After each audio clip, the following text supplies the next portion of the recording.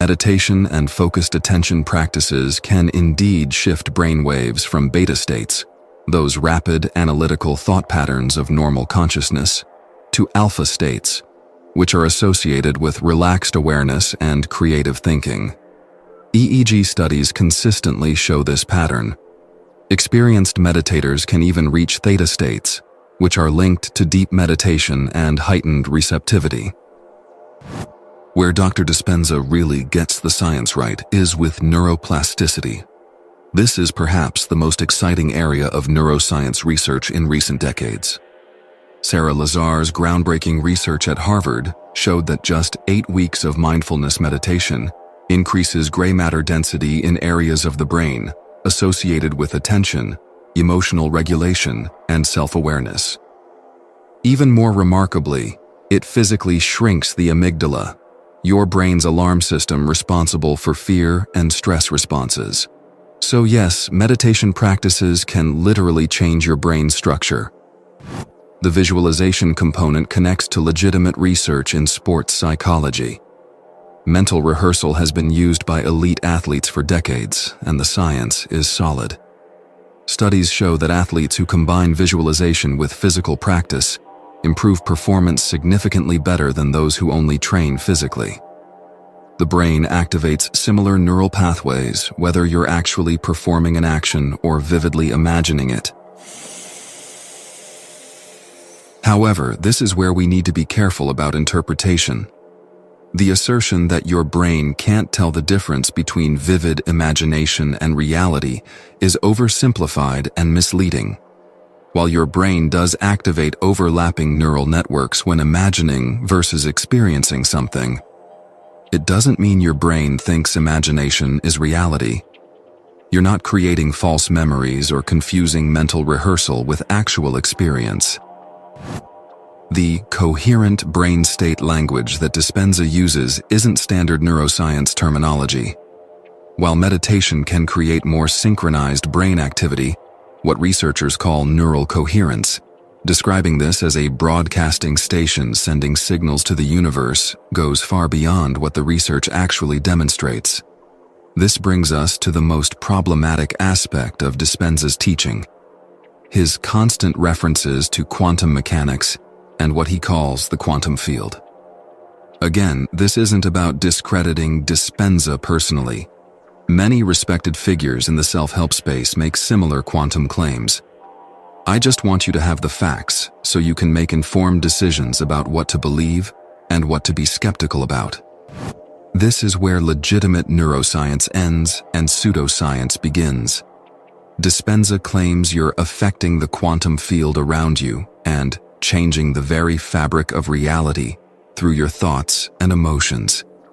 He suggests that when you reach this coherent state, you're sending out electromagnetic signals that interact with the world around you, literally reshaping reality at a quantum level.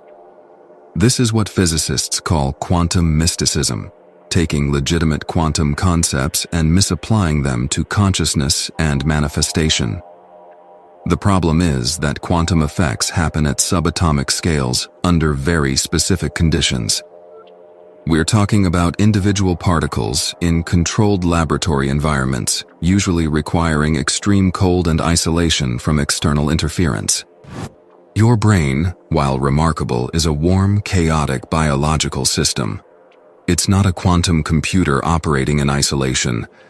The quantum field isn't something you can consciously influence through meditation any more than you can influence the weather by thinking really hard about sunshine.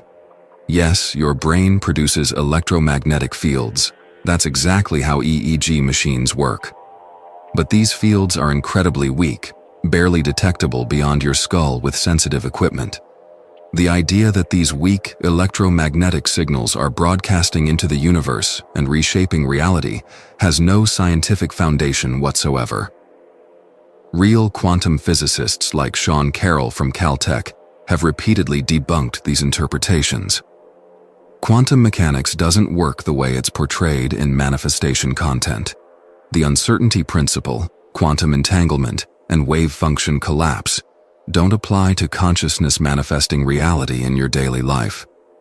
Despite the questionable quantum claims, this practice can produce real, measurable benefits, just not the ones being promised. Stress reduction is the most documented and reliable effect. The breathing exercises and meditation components will genuinely lower your stress hormones and activate relaxation responses. This alone can have significant positive impacts on your health, sleep quality, and overall well-being. Improved focus and attention are well-established benefits of regular meditation practice. The mindfulness aspects of this technique strengthen your ability to concentrate and maintain attention, skills that transfer to other areas of your life. Increased motivation and self-efficacy often result from positive visualization practices. When you regularly imagine success and positive outcomes, you tend to feel more confident and motivated to take action toward your goals. This isn't mystical, it's basic psychology. The placebo effect plays a significant role here, especially for subjective experiences like mood, energy levels, and pain perception. If you genuinely believe the practice will help you feel better, it probably will, at least partially. The placebo effect is a real, measurable phenomenon that can produce genuine improvements in how you feel.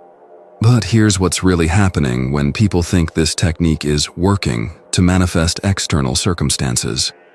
The frequency illusion, also known as the Baader-Meinhof phenomenon, makes you notice things you're already focused on. When you spend time every morning thinking intensely about specific goals, you naturally become more aware of relevant opportunities that were always present in your environment. You're not manifesting them, you're just noticing them for the first time. Confirmation bias reinforces this effect. When something good happens after practicing the technique, you attribute it directly to the manifestation practice. When nothing happens, you explain it away. Maybe you weren't focused enough, or the universe has different timing, or you need to practice longer. You remember the hits and forget the misses. Perhaps most importantly, the increased confidence and positive mood that can result from this practice may lead you to take more risks, engage more positively with others, and pursue opportunities more actively. These behavioral changes can absolutely create better outcomes in your life. But they work through conventional psychological and social mechanisms, not quantum field manipulation. The 1-minute manifestation technique combines several legitimate practices: controlled breathing, meditation, and positive visualization, with unsubstantiated claims about quantum fields and reality manipulation. If Dispenza's approach resonates with you and you find value in it, that's completely valid. My goal isn't to stop you from trying it. It's to help you understand what's really happening so you can have realistic expectations and get the most benefit from your practice.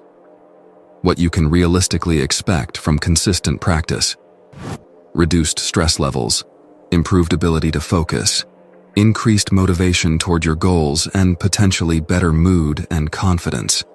These are valuable benefits that can genuinely improve your quality of life and help you pursue your goals more effectively. What you shouldn't expect: the ability to manifest external circumstances through thought alone, influence electromagnetic fields beyond your body, or manipulate quantum reality through meditation. The real power of these practices lies not in magical thinking, but in their ability to change your internal state, your stress levels, focus, motivation, and confidence, which can then influence how you behave and interact with the world around you. That's not magic, but it's genuinely powerful. Understanding what's actually happening helps you use these tools more effectively while maintaining realistic expectations. You don't need quantum mysticism to benefit from meditation and visualization. The actual neuroscience and psychology are fascinating and powerful enough on their own. Thank you so much for watching this breakdown with me. I hope this information helps you make more informed decisions about manifestation practices. If you found this analysis helpful, I'd really appreciate it if you could like this video, And subscribe for more science-based breakdowns of popular self-help techniques. What's your experience with manifestation practices? Let me know in the comments below. I'd love to hear your thoughts.